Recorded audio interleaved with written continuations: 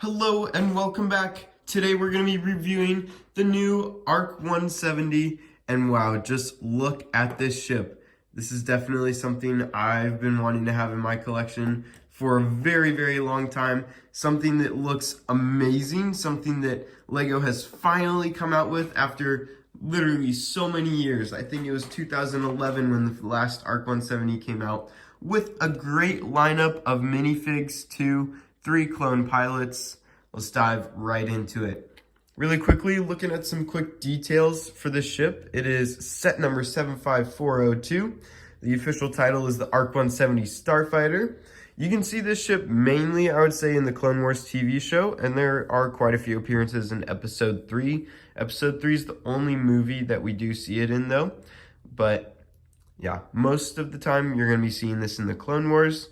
It released in February of 2025, and it's still available today on Lego.com or in retail stores. It actually, on Lego's website, it goes for $70, but in most retail stores, you could find it for about $60. And all of the minifigures are each about $8 for the clone pilots and $7 for the droid. And so if you were to resell those, they would go for about $20 to $30 total. It is 497 pieces, as you can see. Not a super big ship, but it still gets the things that we want. So with it, from left to right, those minifigs over there, we have R4P44, Clone Pilot Oddball, and you can see he's got that little yellow dot on the left side, really his right side of the helmet there. Clone Pilot Jag in the blue, and then just a regular Clone Pilot with that red and yellow stripe running down the helmet. The helmets are actually the only part where these figures differ. In fact, their torsos, their backs, their faces even, are all the exact same. Here's a quick backside view. And then the head as well is going to look the exact same for every single one of them, which is a little unfortunate. I feel like if LEGO was going to include just a little bit of variety of minifigures, like giving them, giving us named clone troopers instead of just generic clone pilot, clone pilot, clone pilot, they might as well have made them a little bit different in appearance, more so than just the helmets. Not complaining though, because these are the first Phase 2 pilots we've gotten for a very long time, and so that is excellent to have. I love that they do have the more tanned facial features rather than just the straight white face. And the inclusion of a droid as well is also really excellent. So starting off quickly after our details for the set, starting off quickly with the design for this set. I mean, look at this thing. You can get a nice little view of it right here. But as you can see, compared to my hand, it is pretty large. It's not to say it's a small set. If I had to compare it to another one, it's about a little bit smaller than the X-Wing or the most recent X-Wing. I would say it's nearly the same size as that. And jumping into our design category, you can see it's got a lot of stickered elements. Right here is a sticker. Every single cockpit is a sticker. Stickers on the sides, stickers here, stickers here. We've got stickers literally everywhere for this set, which helps to add detail to a set, but are really tedious to put on. And these stickers do kind of take away from that building experience. So that's going to be losing a little bit of points. I mean, for the price too, you really feel like LEGO could have added some more printed pieces on here. And I think as consumers, people want that instead, because it's so easy to mess stickers up and have them placed improperly, and then it's really hard to take them off, and it's just a whole ordeal.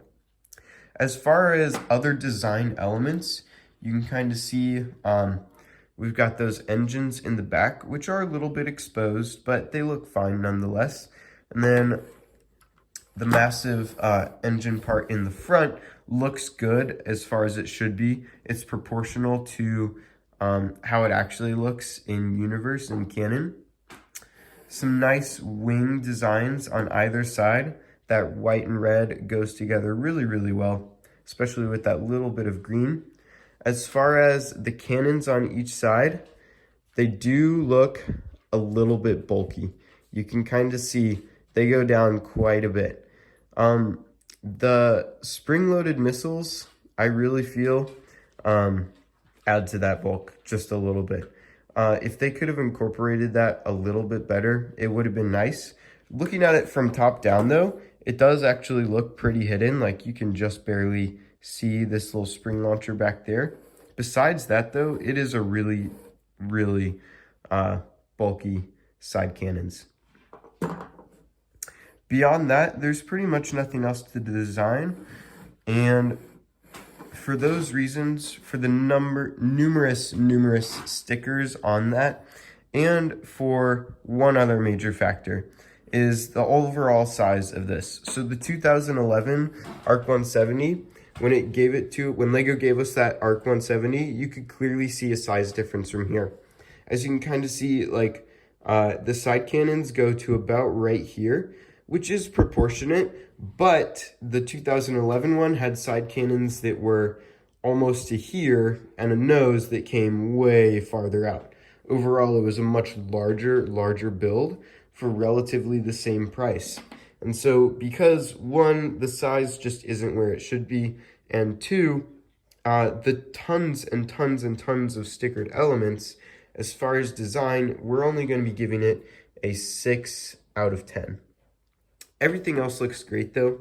It is a really solid build, and it's 2025, so Lego doesn't really make a lot of design flaws as far as how things should look. And it does look really good. It looks like an ARC-170. There's no issues with that. All right, moving on to play features. As you already saw, we've got these 2 spring-loaded missiles over here. We've got 3 cockpits that can all open up, which is one of the coolest parts of the ARC-170, but we'll get to that a little bit later in the interior.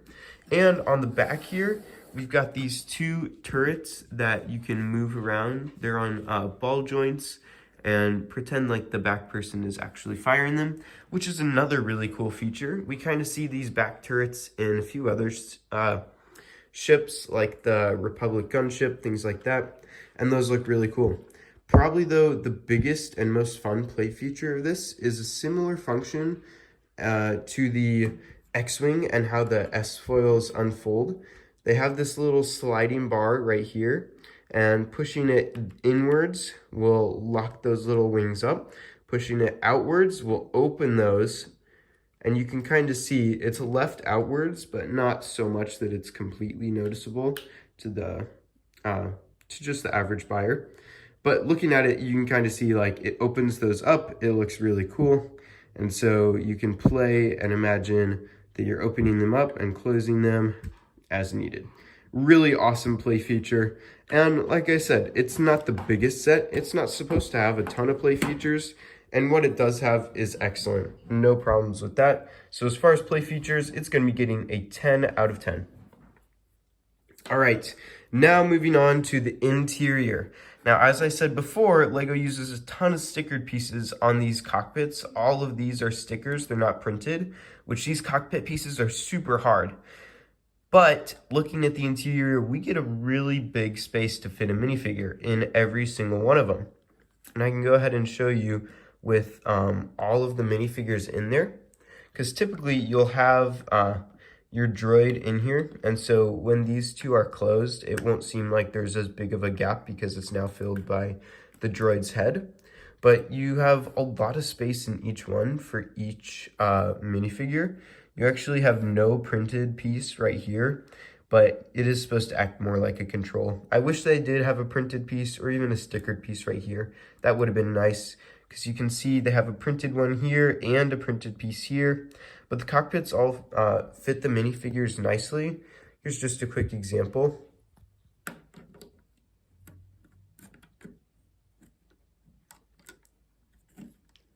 There's no trouble getting them to fit in there. And you can close them up really easily. Same with the other 2. And as far as the interiors, there's nothing else that they really need besides a printed piece here. I feel like they could have also made a little bit of space for a gun storage for each of their pistols instead of just having them hold it to their side like that in that front cockpit. But other than that, it's not bad. It's a great interior. And it's awesome that it's massive for such a small ship.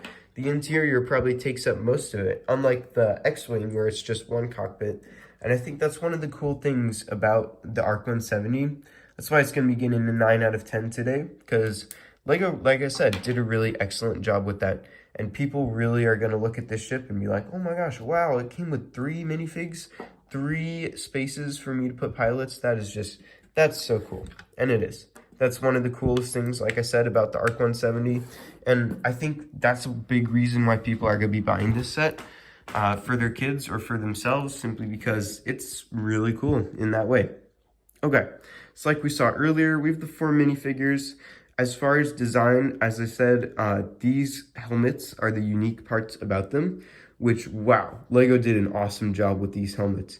They are so cool and unique, and it gives such a layer of detail to each of the minifigs, especially since they don't have unique face prints to match.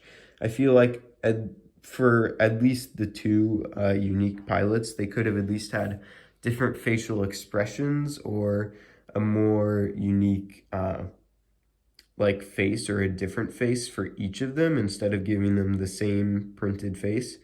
But that's not really a huge problem. You do get 3 minifigures for a ship that really could, I mean, obviously it needs 3, but compared to like the size of the ship and just the type of set that it is, LEGO normally wouldn't give us this many. And that's really awesome that we got 3 figures and 1 droid too, which, like I said, that's awesome.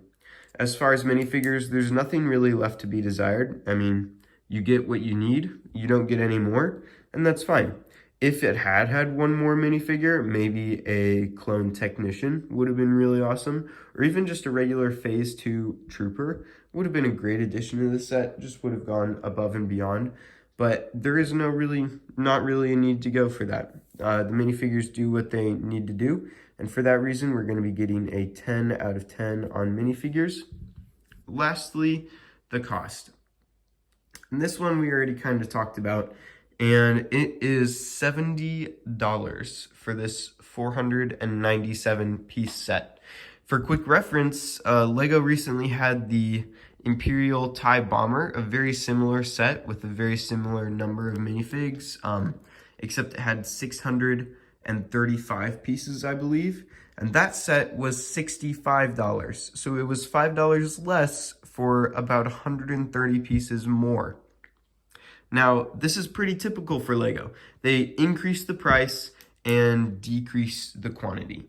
Now, don't get me wrong, this is good quality. Like, we're getting a great set. It's doing what it's supposed to. It's got everything that an ARC-170 needs. There's no issue with that. LEGO's not lacking something there.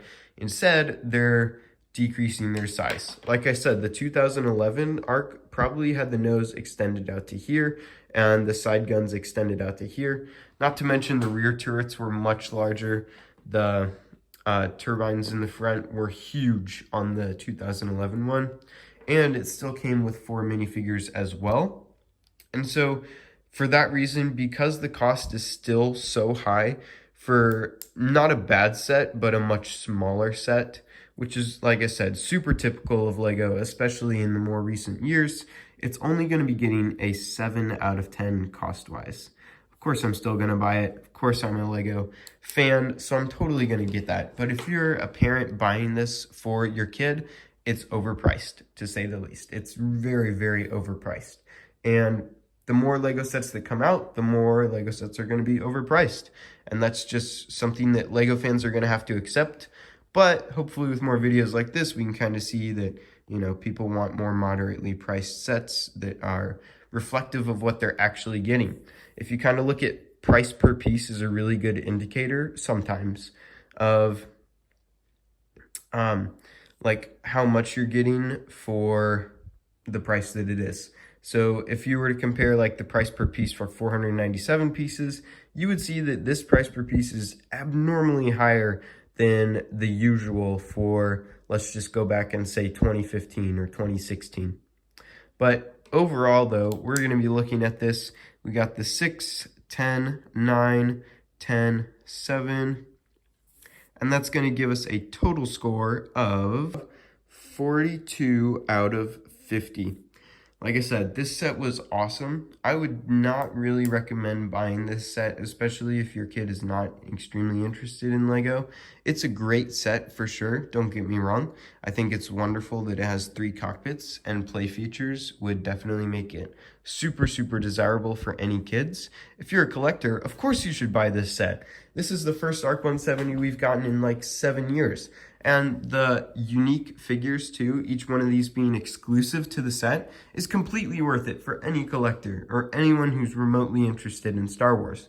But for a parent who's looking to buy this, the set is way too overpriced. Thank you for listening.